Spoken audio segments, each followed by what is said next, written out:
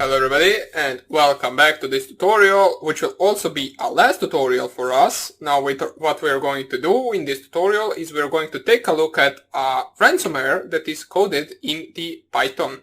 Now the reason why we are not coding our own ransomware is because there really is no point.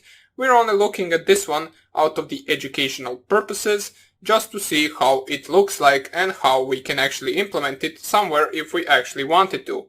But once again, there is no reason to do that. I cannot think of an actual possible legit reasons or legal reason to use ransomware anywhere. We are only taking a look at it out of the educational purposes. So this one is actually called Python. You can get it on the, let me just see the Python. You can get it on the actual GitHub repository, so it was coded by someone else. And this is just the tool that they came up with.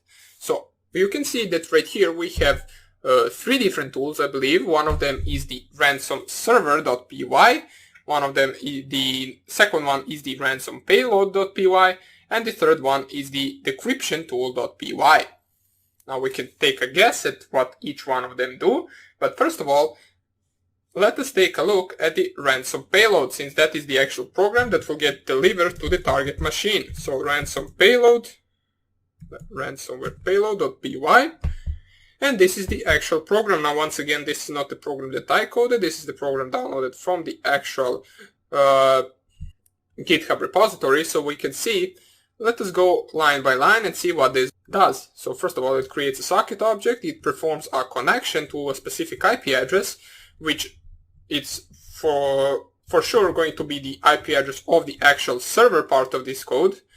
Then we have a few strings right here, such as hello and exit, or pardon me, enter and exit string. We first of all send the enter string, as we can see right here. We print the receiving, so I believe that the server will actually send something back, and the server will also send the key, which we will use in order to encrypt. As we can see, sock.receive, and we are receiving the key. The key is then being printed out, and then we're sending the sock.send, exit, and then I believe they will close the connection, as here sock.close is performed. I believe same will be performed in the server side of the code as well. Now we can see that here we also have a file encrypting function, basically, that says don't touch anything. I believe this is a function that will encrypt everything except the actual payload or ransomware itself, as we can see right here. If name equals, or if name is not equal to the ransomware.py, then you open any file, read its data, you create this key, and then basically you encrypt the file and name and add it .encrypted to that file extension.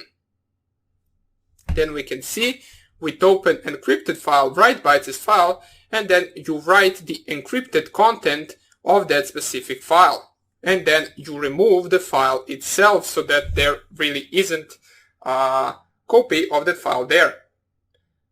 Let me just see, then we get the accept error, which says not permitted, so this will be for all the files that the user doesn't have, or that this program doesn't have access to, which in case this is running as a user, it will not encrypt any files that are, for example, system files and something like that. Now, before I actually finish this, let me just tell you that this program is not something you should run on your own PC. I didn't try it out. I'm not really sure what exactly it will do.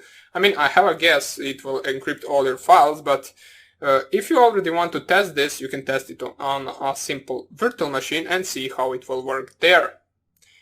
Now that we got it out of the way, let us see what this file is the function will do right here. So we can see in a list we have different extensions for files. Most of them are right here, and basically what I'm guessing is that this will search through all the actual, it will search through the C drive for these types of files, and if it finds it, then it will encrypt those files. As we can see, it is calling this function file encrypt.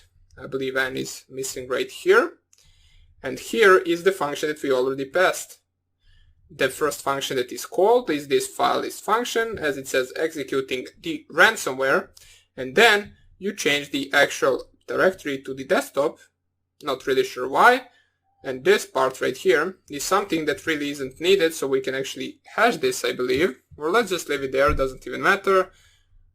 it is something that isn't really part of this code, I believe. So that is the part of the actual payload. It is rather simple. As we can see, we are receiving some messages from the server, which we'll take a look at right now.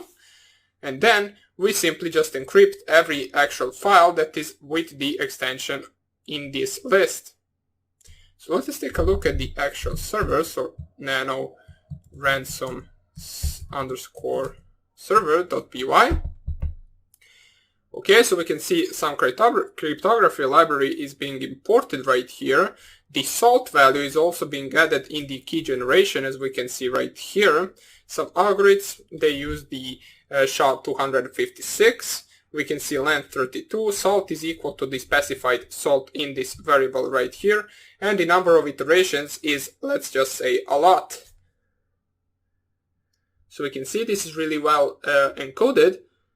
So there is not really an actual way for the target to decrypt those files without knowing the actual key.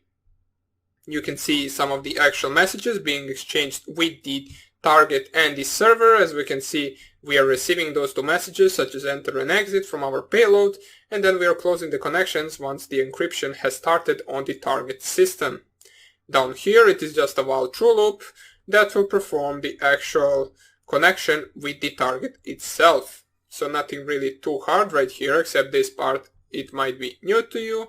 It is basically the creation of this actual key, and the decryption tool, which is the last thing that we are going to look at, is the decryption tool. Is this basically I believe this program will just decrypt all of your files. Let me just see, input enter your key file location, so it will search for the key into in order to be able to decrypt. You can see key file.read, file.close, import OS, my list, and then it will just print, or it will just use this decrypt function. Let me just see where it is called.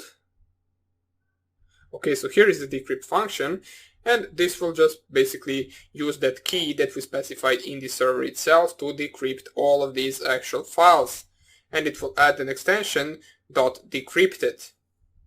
So that is my guess on what this program will do. As I said before, I haven't really tested it. So this is just a simple look at the actual ransomware. When with this we are actually concluding our entire course.